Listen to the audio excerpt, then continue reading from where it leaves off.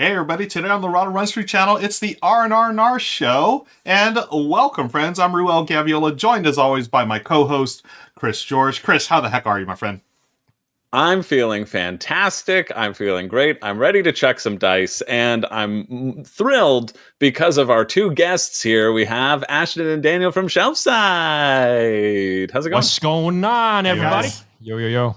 Yeah. So folks, if you haven't already, check out the extended version of the show. The links are in the show notes below. Mm-hmm. We got to know Ash and Daniel really well. We had a lot of fun. It was a really great pre-show. Yeah, it's actually a pretty good one. Normally we tell you to check it out, but I think check this one out for sure. It's fun. So be sure to hit that link, and you'll see all kinds of fun stuff. And also, we're going to be sharing some more things at the end of the extended edition, where you're going to see some more games that we're going to talk about. Because today we're doing our top 12 Ameritrash games. Chris, this is going to be a fun list. We were talking about this off air. We've been looking forward to this one. So why don't we have you kick things off, Chris? Sure. Before we start, though, I want to know how everybody kind of decided on their lists. And because I feel like Ameritrash is, it's not a contentious term, but I feel like it means different things for people. So for both the Shelfside crew and you, Ruel, what do you look for in like a really good Ameritrash game? Yeah, so me personally, I was looking for super thematic games. Like, that's the first thing I think was like theme above mechanisms. And the thing I think about the most is Ameritrash. You got the themes, and you do have dice. You're gonna be chucking dice, and sometimes you can get lucky. A lot of times you're not, and that's just part of it. Whereas it's versus like the whole idea of like a Euro game, right? Where it's super efficient, super mathy and stuff like that. No, Ameritrash takes a different approach. And I tend to look at like older games that, I played when I got into the hobby. And there's still a few of them that I still enjoy. What about you, Daniel and Ashton? What do you think about Ameritrash? I super agree with that take, because when theme is extremely important, it kind of like helps you manage your expectations of the roles. Because like now, if you're super invested in, say, like what this character on the board is doing, instead of like just purely mechanics, then when the dice go either way, it's much easier to envision like, oh, some goofy shenanigans happened to that guy. Or maybe that guy super succeeded because he just happened to nail that one, I don't know, skill check or, shot or whatever you want to call the thing that you had to roll the dice for. Yep. Cool. Yep. And then when in doubt, we just check on BGG as our last little resort. 100%. Yeah. Defer the judgment to the authority of the online forums. Nice. Yeah. 100%. I was like, okay, BGG, give me that category. Let me scroll through for ideas. Ameritrash. Okay. Yeah. Perfect.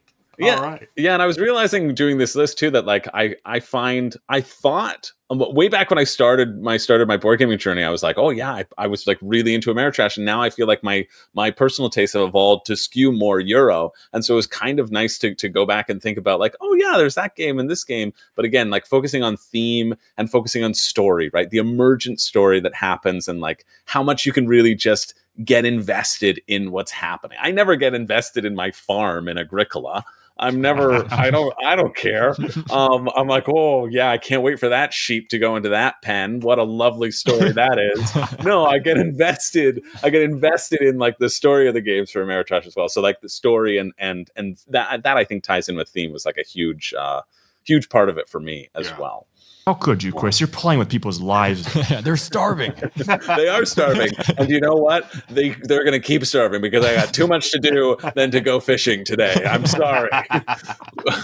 Times are tight, family, and you're going to have to figure it out, even though, yes, I would love you to bring someone new into this world. Yeah.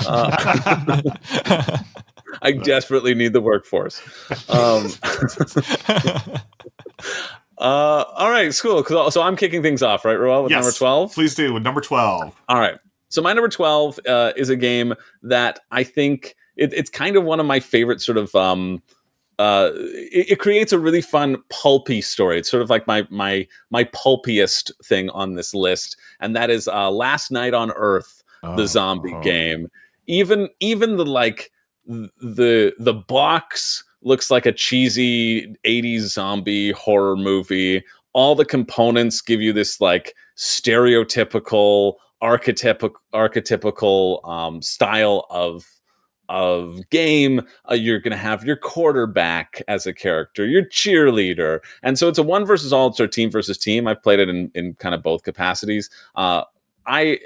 I just remember things from this game, right? You're going to try to defeat the zombies according to a scenario. There's going to be multiple scenarios. There might be a big house in the middle of the board, whatever. And some people will play the zombies and try to move them towards you strategically. And you're going to be searching frantically through houses for weapons, etc., and then rolling dice for all of your checks. And I just remember the quarterback going on this run, bursting through this pile of zombies, like he rolled to get out, but was able to escape. Burst through another pile of zombies, rolled to get out, was able to escape. Was running madly like across the field, got to a door, and then the door was locked, and he could not break down the door. And then the zombies swarmed and ate him. Right? And classic quarterback moment. Yep. You can run forward, but you're by a door. You know, all muscle, no brain. Yeah, exactly. It's like this. He was pushing. It was a pull door. He was pushing. Exactly. Yeah. You just can't read. You know, we can only blame him. You know. Yeah, it's not his fault, right? But the fact that this game could provide me with that sort of like story, I think is a really nice. It's a really nice take on this sort of like zombie genre, and so I was contemplating like putting Zombicide on this list, and I don't know if it's going to be on anybody else's or whatever, because that's a lot of dice checking as well. But I left that off because the last R&R show we did was like minis games, and so I was thinking stuff like Zombie and stuff like Zombicide and etc. And I tried not to include those sorts of titles, even though I think I would rather play Zombicide than I would play Last Night on Earth personally. But I did want to give the shout out to Last Night on Earth because it really does kind of it amplify that pulpy nature. It didn't overstay its welcome as well. It was able to just be like, all right, yeah, play that around Halloween and then see you later, you know? So that's our number 12, Last Night on Earth. Yeah, dude, that is the old school Ameritrash selection. Yeah. I remember I found out about it through Will Bean's Tabletop a couple years ago. Yes. And I never ended up like pulling the trigger because it was a bit out of my price range. There was always something else to buy. But a couple years ago, I played on TTS, and I was like, "Wow, this game checks off all the Ameritrash stuff. Like you got the priest, and then like just like old pickup truck you can drive around. There's even like a card where like characters can like make out with each other. I think. I don't know if I saw that one. Yeah, it has all that stuff. Yeah. I bet it's in there. Yeah, for sure. Yeah, for sure. That's like, in your special copy. I think the card was like, "Oh, it's like our last night on Earth. We might as well just do whatever." Amazing, right? Yeah, like it's got so many of those fun. It's goofy, right? I think of Ameritrash almost a bit goofy too, you know, because it's just emblematic of that sort of that kind of fun nature, right? Or at least pulpy is goofy to me, and so yeah, that's why I wanted to give it the shout out that it deserves. I don't think it deserves to be higher on this list, but I think it deserves to be on the list for sure. I think something happens in a lot of these like old school, maybe pulpy Ameritrash games. Like you go to a place and you search there for items, right? Like Dead of Winter has this, Betrayal has this, and Final Girl has this, and now Last Night on Earth has this. Like you pick up an axe or like a handgun or a Bible. Yeah. You don't know what you're going to get, and it'll create a cool story. Yeah, for sure. I still want to know if this makeout card's a real thing or if this was like a house rule that came up with last year. I will look it up right now. Okay. Yeah. Let's move on to our number 11. This is my call for our combined list, our 12 Ameritrash games. So this one is an older game, and I remember seeing this as a kid, and I've never played it until recently. With the Good Time Society crew. Number 11 is a game called HeroQuest. HeroQuest is a game from Milton Bradley. Remember that company? They still make games. Here I am with Becca Scott, Michelle Wynn Bradley, and Bosnader. We're playing HeroQuest. This is, we were just talking about the typical Ameritrash games, right? We got tons of theme, tons of dice. HeroQuest took it up a notch. This was back in the 80s. They had like 3D furniture and 3D weapons and all this cool stuff. So you're dungeon crawling, and what's really neat is it was a campaign. You literally had characters that you could build upon. So you get items, and then for the next game, hey, I got that axe from the last game. I can use it this game. I'm more powerful. When I played this, again, I had never played this until recently, and I thought it was a blast. It was really, you could see a lot of the influence this game had over the years on other ones. Like I see a lot of, what is the game? Descent, Journeys in the Dark, the dungeon crawl. I feel like they took this. This was like their template, and they just built upon this. And HeroQuest, what that built upon was in the 80s. They had Dungeons and Dragons, but instead of role-playing game, they decided, hey, let's make it a board game. So they made it even more accessible. You have your, standard characters. You have your barbarian, you have your wizard, you have a cleric, etc., etc. In this game, I play the barbarian. So I'm just like busting through doors, going through stuff, and Becca, who was the game master, so you actually have a game master. It's like 1v all.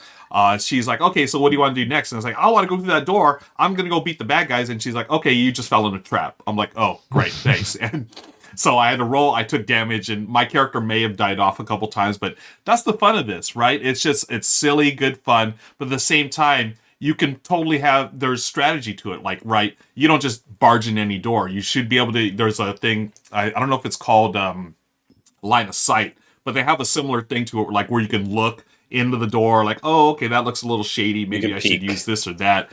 But, oh my gosh, this was a lot of fun. I really enjoy this way more than I thought I did, honestly. But I can see why it's a classic for a reason. And when I think Ameritrash, I think HeroQuest. Now, were you playing the remake, like or were you playing like an OG version? I was playing the remake. Yes, this is the remake. So they redid it, and they have new. I think it's a new campaign. It's still like 14 games or whatever, but it's been updated. So is some of the mechanics and stuff. But it's still at its heart, it's HeroQuest, right? You are rolling dice. Combat and picking up items to do. And it's really neat because that basic board there, with the different things that you have in your disposal for the campaign, you're going to, change up the dungeon and stuff. And if you played any dungeon crawl, any modern dungeon crawl, you're going to see a lot of similarities to the old school HeroQuest. But that is our number 11. Thoughts, friends? Have you played, or if you haven't, would you consider playing HeroQuest? Good selection. Yeah, I definitely have. I have very vivid memories of being the barbarian as well, and also doing the dumb thing where I just like scream loudly, run through the door, and end up in a possibly bad situation. Sometimes it works out great though. Oh yeah. Just run in and a goblin's instantly dead, and the whole room's scared. Yeah. I was very lucky to get this game at a garage sale. One of our neighbors was moving away, and I got this for like $5, the original 1980s version. Whoa. So we played that a lot with a lot of different friend groups, and we just, like when you're young, it's like the best thing ever. It's like, I've never gotten to play like as a dwarf and walking around and searching for traps and getting all these weapons. Yeah. So that was like mind blowing for a lot of people. And then they looked it up on eBay. They're like, wait, $300? What? Yeah. The best thing about HeroQuest is when you I was trying so hard not to say that. $5 version at a garage sale. HeroQuest is the broadsword. The best thing about HeroQuest is the gargoyle. These minis, simple. You can tell what it is. I don't remember the it's like, now before Games Workshop was like this. Now it's run by a bunch of. I don't know. Nice. Yeah, HeroQuest. Really, I had coming up with this list was a lot of fun. And when I saw HeroQuest, I knew it had to be on my list. And I'm glad that we all have some kind of experience with it. Let's move on to our friends from Shelfside. You are going to be giving us our number 10 on the list of top 12 Ameritrash games. What you got for us? Yep. So this one, I don't know if it's going to show up on screen or whatever, but this one is Star Wars Rebellion.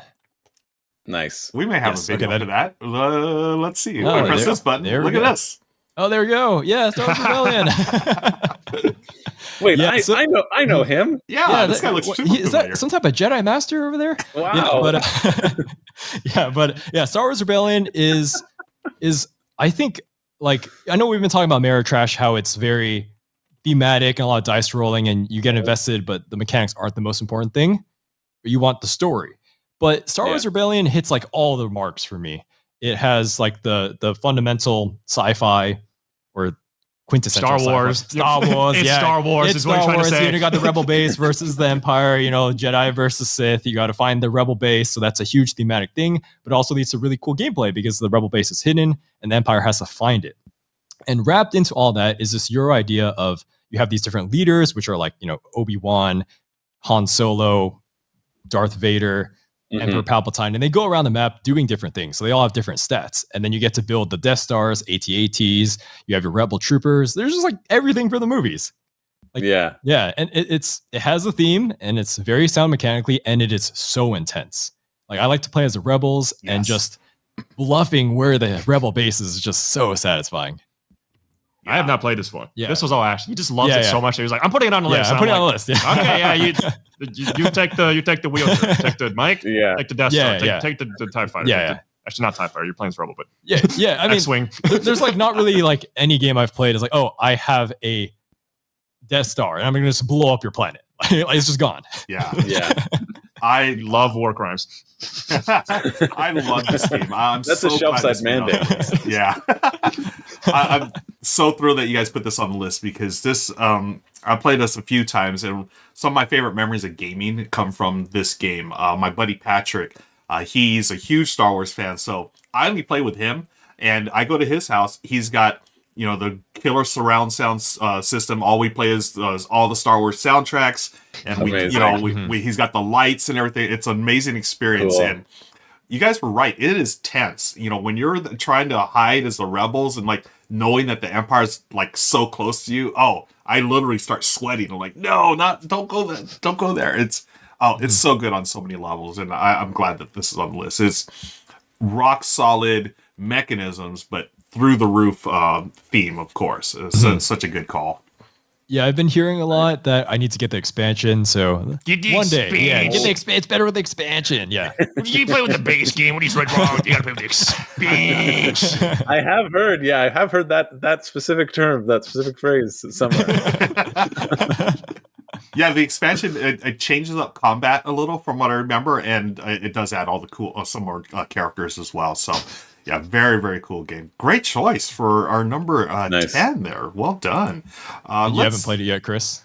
I haven't, but my buddy Zach has it. And so, like, we just need to schedule a time. He's like my number one gaming partner, probably. He lives just down the street. So, like, he just got it recently. So I'm very, very excited to try it out because I know I'm going to love it. I feel you because Ash keeps telling me stories. Like the one time I think he told me he put the Rebel base like right next to the Empire. Just was like the most outlandish thing you could possibly do. And it did not get found for like the longest time. It's like, so you were playing as Pranav? Yeah, Pranav, yeah. He was just like, are you stupid? And he's like, I mean, it worked, but like, why would you do that? That's brilliant. I love that. Yeah, just the fact that you can do stuff like that makes me so excited, right? Like, it's just, Yeah. So our gaming buddy that I play with, Pranav, he's like, oh, I will have like the best way to sweep the entire solar system. So he does it like in this solved way. I'm like, no, you just missed like this very obvious place. Nice. Yeah. All right, let's talk to Richard now via the magic of a video. Richard's got our number 9. Take it away, Richard. Okay, great. Finally, first of all, let me say it is so awesome to finally have Shelfside on the table. Ash and Dan, you know how much I love you. You know how long I've wanted this to happen. And what a great topic, Ameritrash Games, or thematic games for folks who prefer. And interesting entries so far. Last Night on Earth, I'll be honest, I've never played it. I've never really had any interest in it whatsoever, but I've always heard good things about it over the years. HeroQuest, I can say, I actually played this with an old friend of mine from the video game industry and my wife, Jen, many, many years ago, back in the 90s. And to this day, it is still one of the most memorable board game experiences I've ever had. So I think that's a reasonable one. But number 10, Star Wars Rebellion.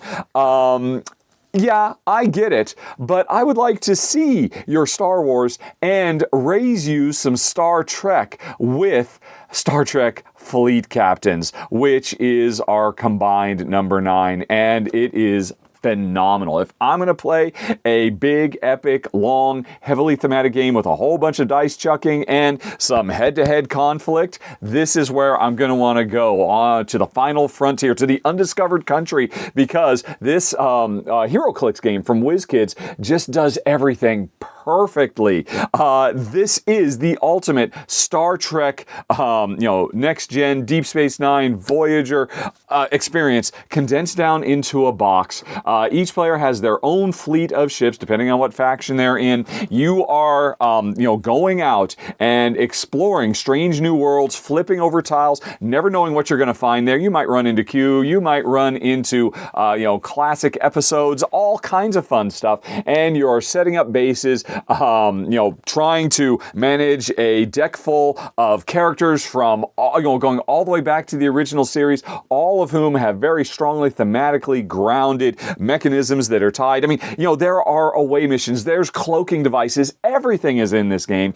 And then as well, hey, if you're the Klingons, you better believe you are going to be hunting down those Federation dogs and trying to blow them out of the sky every step of the way. This game is phenomenal. And like I said, if I'm going to play an Ameritrash game, I am definitely going to be having a great time with Star Trek Fleet Captains. Special shout out to Dad's Gaming Addiction, a really great YouTube channel. I'm using his video to show, the breadth and scope of this wonderful, wonderful game. Anyway, that's number 9, Fleet Captains. Back to you guys. Wow, Star Trek Fleet Captains. I've never heard of this game. I literally have not heard a thing, and it looks interesting. I was really curious to see what Richard was going to add to this list. I know this is not probably his style of genre, right? But I'm not familiar with this game. Are any of you guys play this game or even heard of it? No. I did watch up to season 4 of TNG, though. Well, there you go. You basically played it. Yeah, I feel like there are so many Star Trek blanks, you know what I mean? Like Star Trek 5-Year Missions, Star Trek Missions, Star Trek Frontiers, right? Yeah. All of the different things that I've probably heard of it at some point in time. Somebody's been like, this is a fun game. And I probably went, great. And then moved on. Yeah. But I'm glad that it's on the list because if you're a big Star Trek fan, well, it's nice to have a nice sandbox that you can play in, right? I agree. And we get to placate the fans because it is one above Star Wars game. Oh, there you go. Yeah, exactly. I'm calling an audible. Next one, Star Wars Rebellion. There it is. That'll be my pick. My next pick, Star Wars Rebellion. Speaking of our next pick, let's move on to our number 8. It's back to you, Chris. All right, so for my number 8, I picked the sort of best iteration of a system that I feel like a lot of people get into board gaming. This was one of my first 5 board games, I think, when I really started getting the hobby. Well, not this version because it wasn't out yet, but it's Betrayal Legacy. So I'm picking Betrayal Legacy specifically, but it's the Betrayal House on the Hill also falls into this category. I think Betrayal Legacy is potentially the optimal way to play Betrayal at House on the Hill. Instead of the regular game. And that's just because with Betrayal at House on the Hill, things can be so swingy. Some of the scenarios that you encounter just feel not really well written or like poorly balanced. I haven't played the new edition, so maybe that's been tweaked. I only played like the 2nd edition, I guess, because now they're on their 3rd edition. But I think with Betrayal Legacy, you kind of get a fix on that because you have... In a way, it's weird because in Legacy, you usually don't know what's going to happen, but I feel like they have less scenarios that they needed to work on for Betrayal Legacy than they did for the actual game because it's only like a 12 sort of game campaign. And yeah, this kind of, again, you're searching through houses, you're rolling dice, random events are going to happen to you. The whole game is just, I walk into a room and something strange will happen to me. And it's how do I respond to that before the switch of who becomes the traitor. It's filled with theme. I don't care about the mechanics in it whatsoever, but I care about the story. And that's the common theme on my picks. Yeah, I think it's still something that I would play. I'm like halfway through a campaign of Betrayal Legacy right now, and each one of the haunts has had a little nice, delightful little twist that we can all go, oh, that was like, it creates a lovely little moment in the gaming session. And I'm like, yeah, this is really nice that it feels more structured, and you can still get that betrayal aspect. When my friend was like, hey, I got Betrayal Legacy, do you want to play it with me? My initial reaction was like, I've played Betrayal, but I think I'm really glad I did, because I think this is the sort of best iteration on that system, because it feels more streamlined and focused and still gives you all of that fun of exploration and fun of the traitor twist. And yeah, so that's why I put it on our list. Sounds cool that there's a less jank going on, because sometimes certain hunts are like, oh, that's super jank. Make up your own rules. Yeah. Right. Exactly. Right.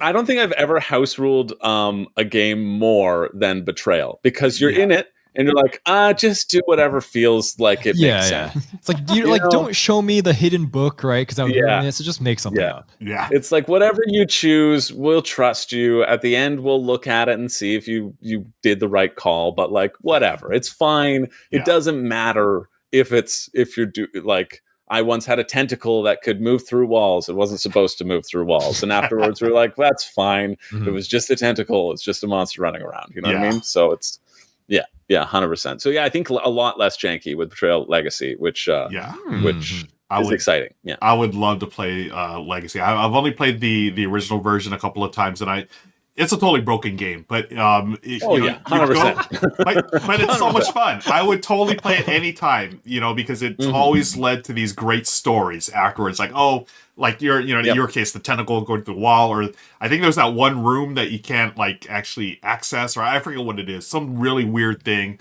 Like, how did this room show up here or whatever? But it's moments like that, like it's fun. It's just the theme of betrayal and just the fun moments that I've had playing that game. It's totally worth house ruling, or we don't need to worry about the rules at this point. It's all about the story. And, it's always fun to see that twist where the one person goes on the haunt or whatever, and I've always enjoyed it. So I can't wait to play the Legacy version. My favorite from the base was there was one haunt that had like 3 traitors and 1 normal guy, and I won't say what happened in it, but that what stuck with me. Yeah, that was a night of absolute shenanigans happening. Oh my god! Because like the one dude was so confused the entire time. It was like hilarious to see that play out. Yeah, that's really funny. Yeah, I've seen the one where there's like there's an unknown traitor and you're all maybe infected, and so if you go into a room with each other, then you have to like show each other your swap tokens, and if you get the 1 token, then you get infected too. And it's like, did the parasite now? Are you on the parasite's team now? And you're like, dang it, I'm on the parasite's team. And so like it grows over as you're like running through. It's like, okay, come meet up with me. I'm trying to give you this thing that we need to win. It's like, totally, I need that thing to win. Just come into the room give you with something. me. Right. Nothing's gonna happen. Yeah, strangely, it uses this card. It says it's our last night on Earth. If you want to kiss, you can, and it encourages you to do that. No, I'm serious. I'm pretty sure that's a card in the game. And that's what I love about it's in Betrayal as well. It's in Betrayal as well. I literally saw him just pull out his phone. He's like Googling, like, this I was trying to Google it. Yeah. And that's what's so great about Betrayal, right? You could totally do random stuff like that, and it works, So, nice call. Just put into Google, it's our last night on Earth, lots of kissing, and see what comes up. I'm sure you'll find it. Betrayal Legacy, great pick. When I released both of our reviews for Betrayal 2nd Edition and 3rd Edition, people are like, you gotta check out Legacy. So it's been on our list. Yeah, definitely. Yeah. I can't wait to try it out. Good call, Chris. Very Ameritrashy. Let's move on to our number 7, which will be my pick. We actually, I think Ashton mentioned it earlier on the show. So without any further ado, number 7 is Dead of Winter.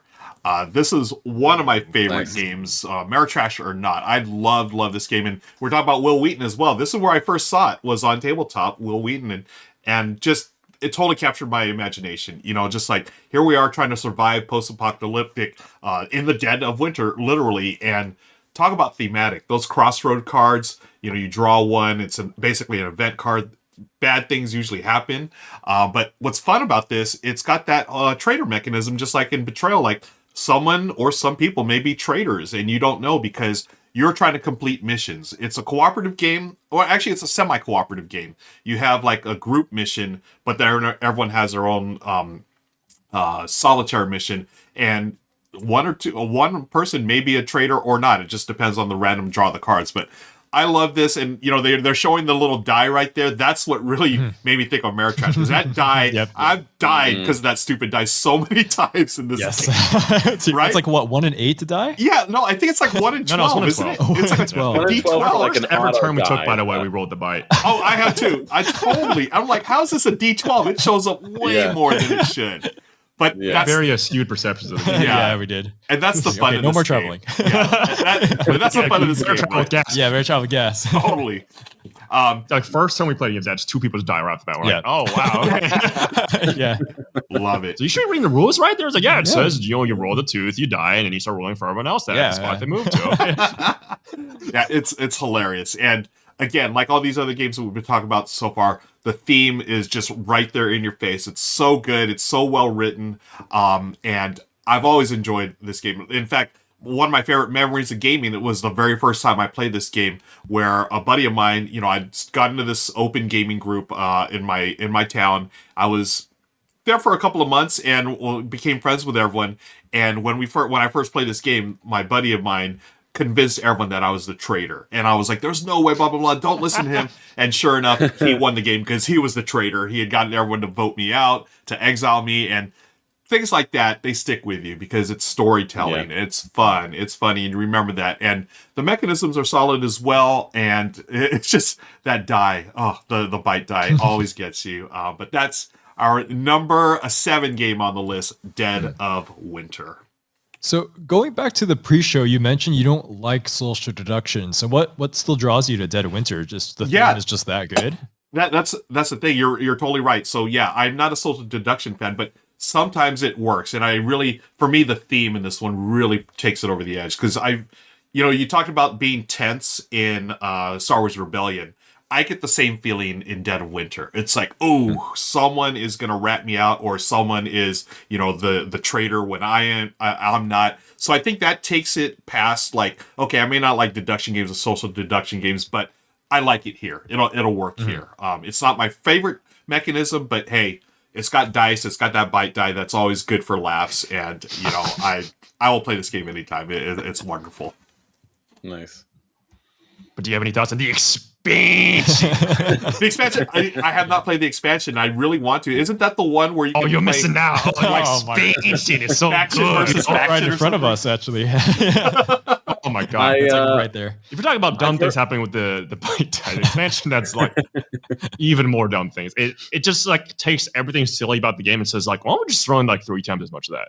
Aha. Nice. Now, are you talking about the long Warring Colonies? I've not played the Warring Colonies now. Okay. I haven't played Warring Colonies either. I have a friend who's Dead of Winter is their number 1 game, and they despise Warring Colonies. They're like, it's so long. It's like a 12 game or something, right? There's not the interaction that you want. They said like, don't ever do it. Interesting. Meanwhile, Long Night's like, I'm going to send my monkey to the science laboratory to find a teleporting portal so I can teleport between places. And he also took a pill in the meantime, so he's like extremely intelligent and like actually can vote really hard. You know he's a monkey. So, like, nice. Also, at some point, some dude found like a grenade launcher that like fires drones. Like, I don't even know what's going to happen anymore. Like, okay. I always like playing the dog. Regular Dead of Winter's like, is it Sparky? Sparky, Sparky, I love Sparky. It's also the mall Santa. Yeah, the mall Santa. One of my friends refuses to play Dead of Winter anymore unless Plum. he can both play as the monkey and Sparky. It's super funny. He tries to find them weapons right off the bat because it's just very funny imagining like dogs and monkeys running around with just guns. That's so funny. Well, I just love that Forrest Plum's ability is that you can just voluntarily exile him and the morale will go up because he's so creepy. Yeah. And everyone will just be very happy he's not the colony anymore. Like, listen, we'll take the hit on food. That's great. Like, I had a very memorable game where like he like was the hero of the colony. Like he went out, slew like hordes of zombies, and the morale was still too low. So eventually, like, as my final act, I will leave. He went down the hero. Everyone loved him. Oh, that's great. Okay, so that's our number 7, Dead of Winter. Let's move on to our number 6, Shelf Side. What you got for us? Take it away, Daniel. Wait, which game was we had? Like 2 games on this list? Yeah, this is the one that starts with M. That's the M. Oh, okay. I just forgot the order. My bad. But yeah, Mansions of Madness is something else. Oh my god! Now I'm a guy who loves me some of that nonsensical Eldritch Lovecraftian just board game theming. It's everywhere. But Mansions of Madness. Oh, this one by far the best. All right. So in this game, you are playing as investigators exploring probably a mansion, not always a mansion, usually a mansion. You go in there, you're trying to investigate, see what's going on, and you may not even know the objective right off the bat because there are different scenarios, right, different levels of this game you can play. And as you're exploring the dungeon, you have to figure it out because you're investigators, right? You're going into rooms, you're rolling tons of dice to be like, what do I find in this room? Is it a clue? Is it a gun? Or maybe a bad a zombie, or like, a big tentacle monster. Oh no, that's more spicy things happening in the game. And to top it all off, this game has an app manage all this for you. So it's like super brain dead to get it going. Like I get like the easiest time, just set it up. It's like, okay, put everything out. Hey, app, what am I doing? Okay, cool. So I this is what I got. All right, the check succeeded. Oh, okay. The app tells me I found this candle in that room. Okay, I found a candle. Oh, hey, app, what did I find in that room? Oh, that room is the one with the zombie. Oh, we better run. We better leave. And it's not super annoying. You don't have to like go to the app and be like, the zombies in this room, zombies in that room, blah, blah, blah. No, you just still are playing the board game. It's just that anytime you are doing anything that's like, hey, like the zombie doesn't attack, right? You don't need to tell the app where this is happening. You just kind of like, hey, the zombie doesn't attack. And suddenly it like pulls up a prompt that's extremely descriptive. It's like the zombie is groaning. It's moving. It's shambling. It's disgusting. It scares you. Roll a mental check or a will check. I don't even remember the names anymore. But like, yeah, the point is the variation of like how the enemies can attack and what like you can find in the rooms. It's just so novel, right? It like 100% just beats out having like a deck of cards you have to draw through and to like see the next random thing that happens, because the app is just like, well, it's an app. It can have so many different things that can happen from like how you interact with everything. So that's just what really seals the deal for me. Yeah, the app does a really good job of hiding like story points in the scenarios. That too, yeah. Yeah, I guess I don't want to spoil too much, but there's like a lot of NPCs and they'll have dialogue trees. If you were to do that with like a deck of cards, not fun. It would be and horrible. Also, like for replayability, they can just like put things in different rooms too. Like in the same scenario, it's like, wow, you have to go like this end of the map this time. Like, oh, that's a different path. That end has like way more zombies on it. We're like, oh god, you know? Mm-hmm. Yeah. Yeah, this I remember this was probably one of the first board games I played that had that app integration to it, and it was brilliant. You know, just all the upkeep, that alone right there, you don't have to deal with any, you know, upkeep or whatever. And as Ashton was talking about, you know, hiding those narrative points, it was great. And it worked seamlessly the times that I played it, and it was a fantastic experience. Again, very Ameritrash. You got that really great story, and it hooks you in there. And yeah, it's a great choice for this list. Something that really seals the Ameritrashy for me is the insanity mechanic. I mean, I always have to bring this up. It's like my bingo card. Every time we talk about Mansions of Madness, I bring this up. Where if your character goes insane, you get a secret objective, which may or may not be betraying the team you were on, or setting the house on fire, or maybe it's just you can't talk. There's like all sorts of like funny things there. Cool. Yeah, I just like nonstop rolling dice, and that like, oh look, there's a check, roll dice. Hey app, what happens? Like you just do it nonstop, and it never gets old because it's just like, whoa, a new dumb thing happened. Wow. Yeah.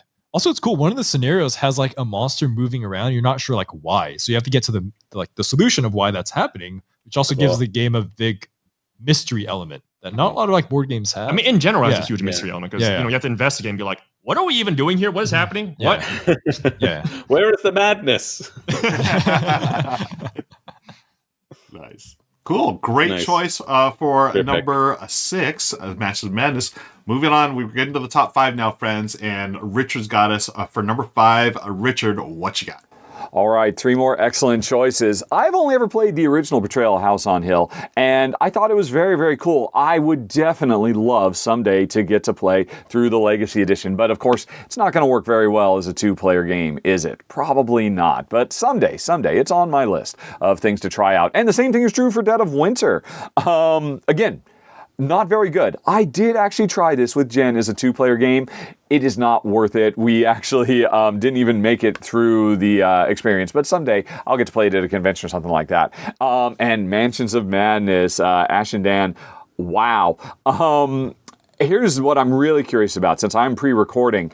Did you pick Mansion of Madness first or second edition? Because if you're like me, you know that the first edition is actually superior to the second edition. And don't at me, anybody who would happily agree to disagree, but oh man, the original game, I still have very, very fond memories of playing that over lunch breaks with my buddies and coworkers at Splash Damage. I was always the Dungeon Master equivalent, and all those fun little puzzles and trying to create exciting moments for them. It's the closest I've ever been to an actual proper Dungeon Master, and it's fantastic. And the app of the second edition cannot come close. Nothing compares to Mansions of Madness first edition. But all as great as all of those are, none of them can beat number 5 on the list, for my taste anyway.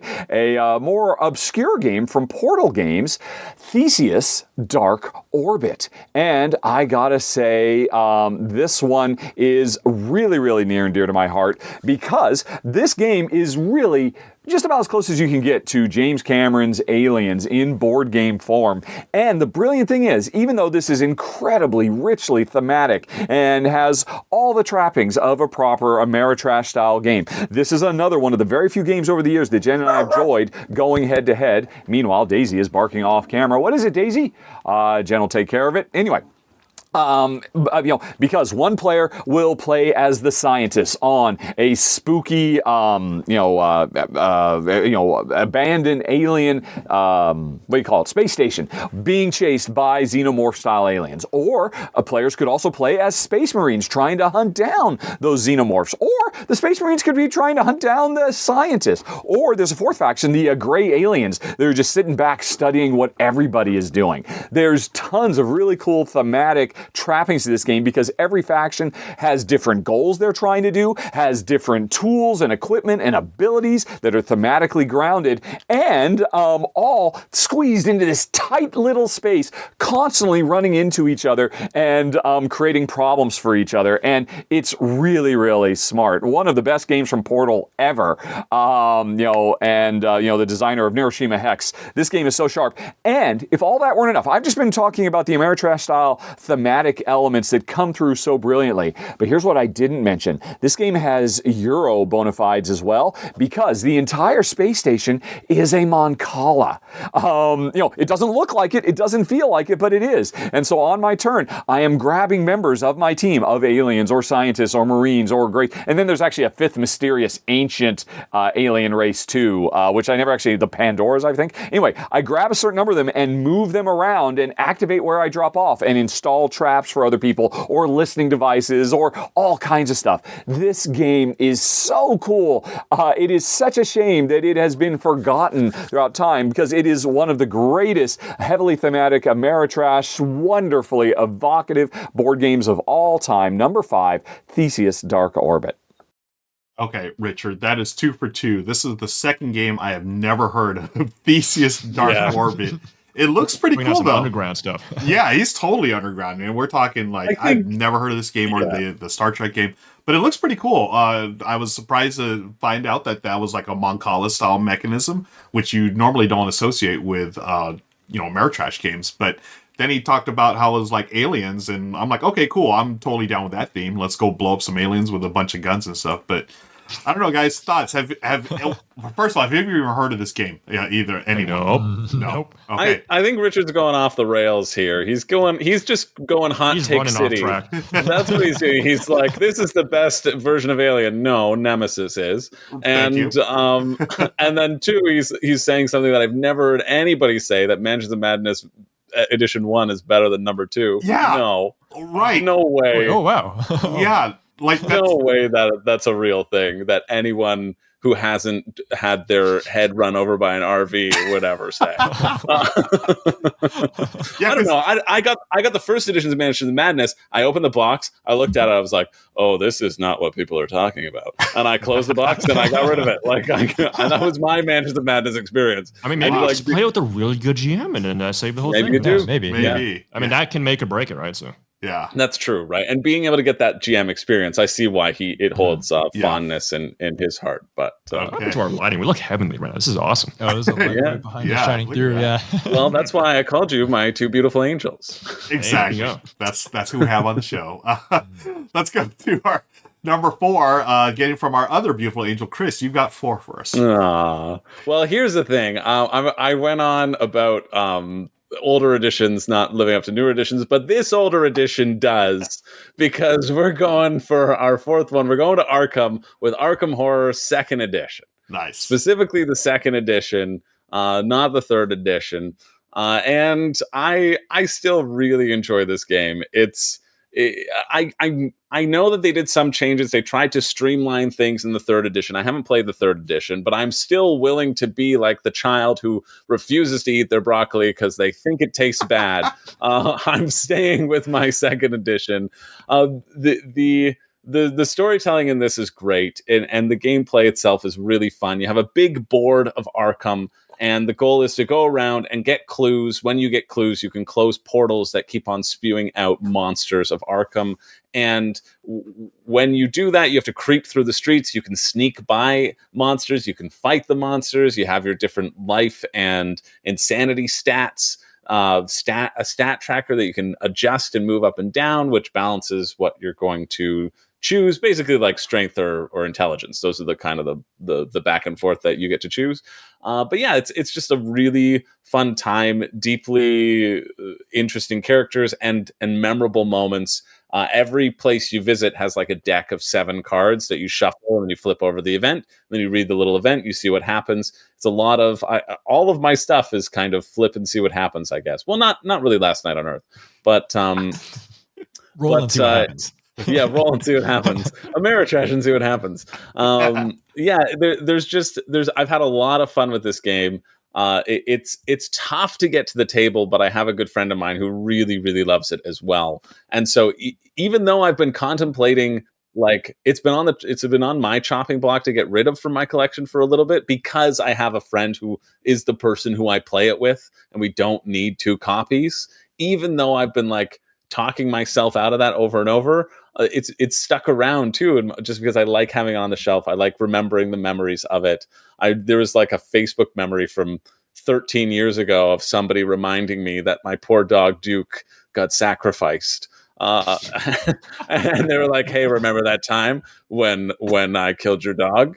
And I was like, "I do remember that time, and it still sticks with me, and that's why we are no longer friends." And so, yeah, it's just a really fun, large, expansive story, and lots of fun going to the different locations and trying to get clue tokens. Very simple in gameplay, but it stretches out over a long time, and it's a time investment that I'm willing to put in because it is such a fun experience. Nice. And I do want to point out this video from Castelli Reviews. I don't know what this is, but apparently it's a board game song based on Arkham Horror, the music video. So folks, I love the dude who's just playing through the portal. Yeah, check that out. And this is one of those themes, Chris, that I'm not really in the whole Cthulhu thing and Arkham Horror, but this game, I've heard nothing but great things about it, and I know it's one of those games I need to play at some point. That video is sort of etched in my brain now, but it plays about an hour per player, I'd say. And if you're doing a 2-player, you're generally two-handing characters, so an hour per character, I should say. Okay, but it's worth it, right? I mean, it's on your list, so. It's fun. Yeah. It's a great, fun game that I would be very happy to carve out an afternoon or evening to play. Nice. Yeah. Awesome. Cool. I think we played first edition Arkham Horror. We played second. So we haven't played this. And we didn't like it. Oh, yeah. We like Eldritch more. We like Eldritch more, yeah. That's fair. I haven't played Eldritch, but I know it's more streamlined too, yeah. Yeah.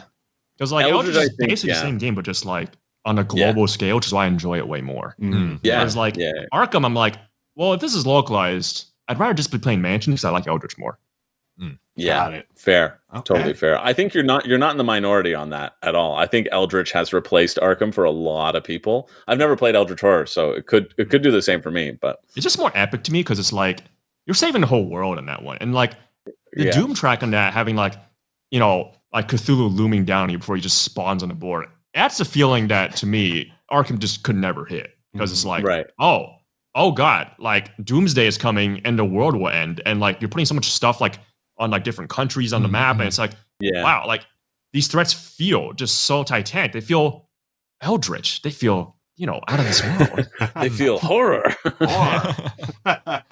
Yeah, there's like TikTok men spawning in Japan and like goat monsters you have to find in Africa. TikTok's hating Japan now. Whoa, man, that's going crazy. Oh, yeah, a lot of great memories with Eldritch. Yeah, I think when we played Arkham first, though, we would have liked it a lot. Yeah, but we played Eldritch first. We played Eldritch first. Arkham was, I think, out of circulation when we started playing. It was out of print for a long time. Yep. Yeah, cool. All right, I'm gonna use the bathroom real quick. I've been holding this in for a while. All right. Let's move on to our top 3 now. We've got 3 left here, and this one is going to go to me. I've got a third one. This one, it's a game that I got many, many, many years ago when I first got in the hobby, and I was excited because I got a good deal on it. Chris, you'll appreciate this. I got a used copy of this for like $10, 10 US, and the game is Nexus Ops. And I when I think Ameritrash, I think Nexus Ops. It's sort of like basically a 4X game. You know, we're talking earlier about in the pre-show about Last Light, Roy Kennedy's game. This was to me like a 4X game that plays in 90 minutes. It's quick, it's fast, it's very Ameritrashy. It's a sci-fi game. Your corporation's taking over this planet. You're doing the 4X thing, exploiting and exploring and getting those resources to get monsters, basically. And your monsters are your ships and whatnot, and you're going to battle all the other corporations. It's very, like, you move, you get some resources, you spend those resources to get these new ships, which you can see here. This one is the Avalon Hill edition. I have the Fantasy Flight edition, which I think looks better overall. But, either edition's fun. You get your ships or your monsters, and then you go to battle. And it's dice chucking. And what really, I thought again, this game's like 20-something years old. What I thought was a really cool little stroke of genius back then, they had secret mission cards. So not only do you get points for destroying all this stuff, but you also get secret missions where you're going to score points. Hey, if I control a certain part of the board, or if I, destroy a certain number of ships or whatever, then I will score points. And it's got this like King of the Hill type thing where, whoever's in the lead will have, basically a target on the back. So, oh man, I've had a lot of great games of this at 2, 3, and 4 players. It's not a heavy game at all. It's a lighter game, but it's just super fun. And when you're chucking dice against your opponents, against your friends, and actually I have a really good memory of this with my nephew, and he was like 7 years old at the time. And I was thinking, hey, maybe we can play some Candyland or whatever. And he's like, Uncle, what's that? And he saw my shelf. He pointed right at Nexus Ops. I was like, okay, yeah, we can play this. And, I brought it out. We set it up for 2-player. He needed a little help with it, but he pretty much got it. And, wow, nice. He legit won the game. He had the better dice rolls. That's my explanation. Yeah. You got lucky, buddy. But it was a great time, and it was one of those games that is very accessible. And I think for Ameritrash, it doesn't get much better than Nexus Ops, folks. It's so good. And that's why on our combined list, it's made it to number 3, Nexus Ops. Nice. Never played it? Sounds cool. Never played it? Sounds cool. I've never played it. I'm pretty sure that's a game I have. Is Nexus Ops? Yeah, I think we would just enjoy making it. sure. Yeah. So I just can't. Yeah. I like to explain it like this. Again, it's an older game. I feel like it took some of the DNA and the like older versions of Twilight Imperium, where you're building up your fleet, and it really streamlined it down to like so anyone can play it. It's not nearly as deep as Twilight Imperium, but it also has those secret mission cards, just like in Twilight Imperium, right? You have your missions like, aha, I did this, I get a point or whatever. This has a very similar thing to it. Again, it's way more accessible. It's for, a broad mainstream audience, but I love it. There's so much dice chucking. It's a great time. So I highly recommend it, folks, checking it out. That is our number 3. Does it have asymmetry though?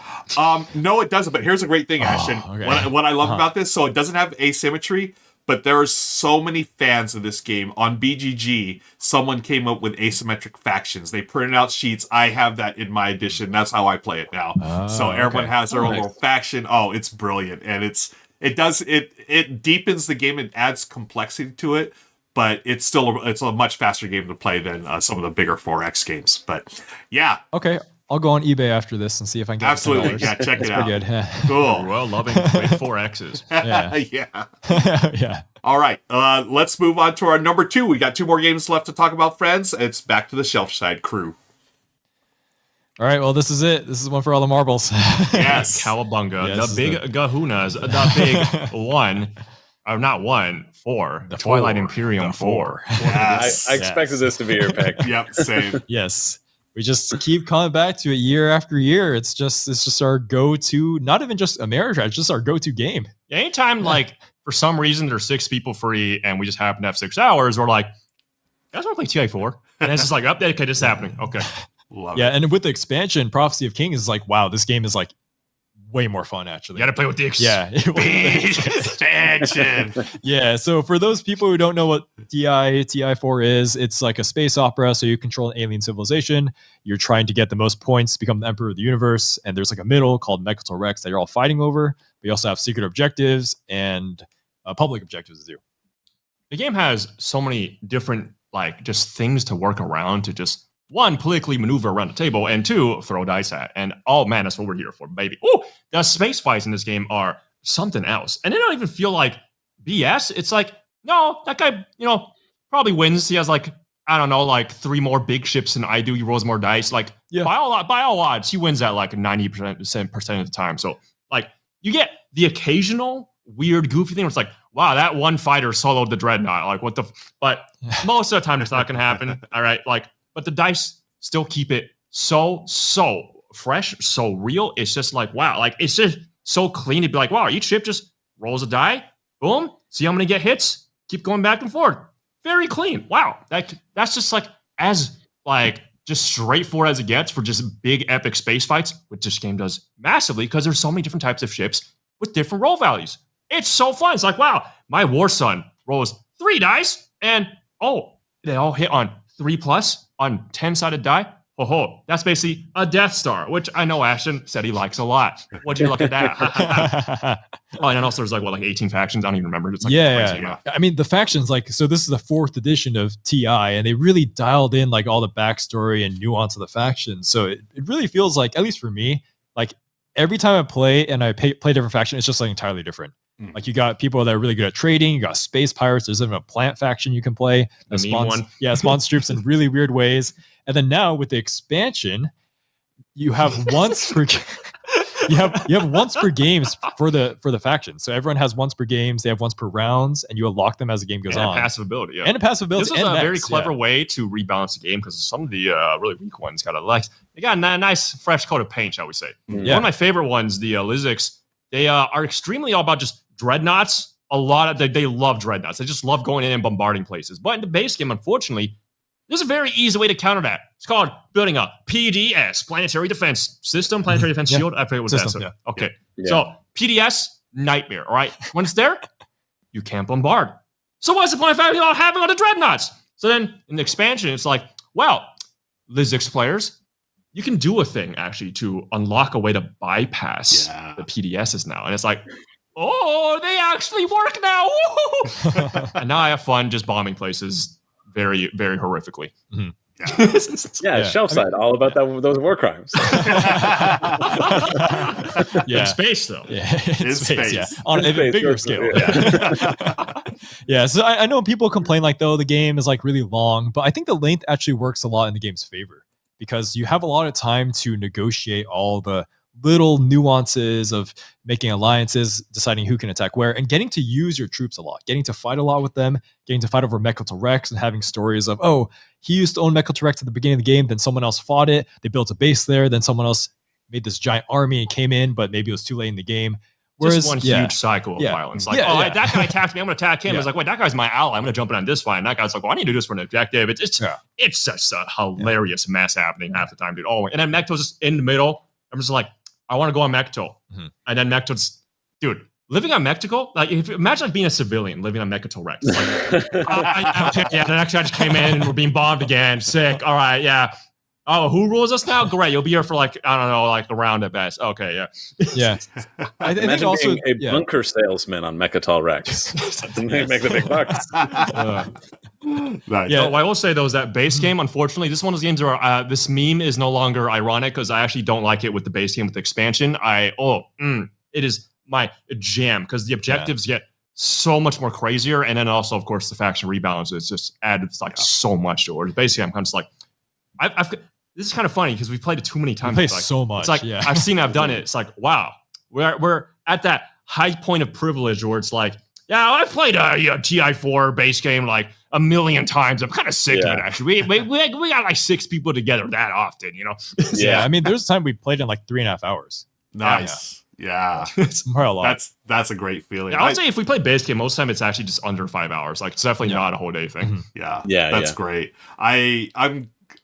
This was going to be my number one game, but I knew that you guys were coming on. I figured, okay, they're definitely putting this on there, so there was no need for me to add to it. Except I love everything about this game, and the expansion is amazing. I'm a big Jolnar fan. I like being the space nerds, but it's everything I love about this game for all the reasons you talked about. Absolutely fantastic. Mm-hmm. Yeah. And I actively dislike it.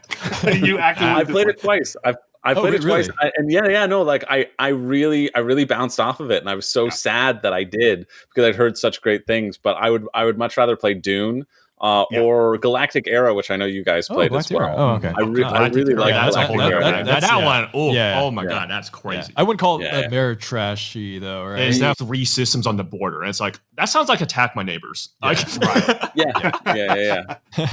Also, I totally feel you on this. Like TI3, I feel like that's also a game where like I liked it, but also that felt like too much for me for what it was. It was like it's like a way longer game. Yep. The tech system is unbelievably convoluted. Like Right. 4 just streamlines it in all the ways I like perfectly asked for. Yeah. Whereas like 3 is That's like great. I don't know I would That's ever go back and play that honestly. Yeah. Yeah. Like I don't think I'd play 3 again. Like, I don't know if that would address your issues with the game because like honestly, totally real. Like if 4 being more streamlined and possibly having more things to do, like for example on the story that you're talking about, right? In 4, well, this is an expansion, unfortunately, not a base game, but in the expansion, you can actually explore planets and like flip over like a card and like actually get something tangible out of them beyond just their stats. Yeah. So like you can like this planet has like a secret relic, like whoa, right? That I like that sort of so stuff, much exploration right? to me. So Definitely. like So, I think in 3 that had little token maybe on the planets that you flipped and something happened, but I might be but I think it was forgetting just that stats with and resources. It wasn't like a card. I think it was just resources. Yeah. I think So like, I don't know if that would fix the game for you, but I would assume that like there's too many other things that are probably problematic because like 4 basically streamlines it and then adds in more of the cool stuff. I don't know if that cool stuff would tell you over. So I was also bummed that it felt like the fights, because they weren't tied to point. I know you have to fight to like take over systems and like they're important in that way. But I was like that the way of thinking about the ship battles is more about control rather than like, oh, I do this ship battle and like, oh wait, we did that for no reason. There's like really no reason. Just destroying all of our resources. That's why I love the expansion so much. It's also that's a huge reason why I just cannot go back to base 4th edition. Yeah, definitely check it Well, out.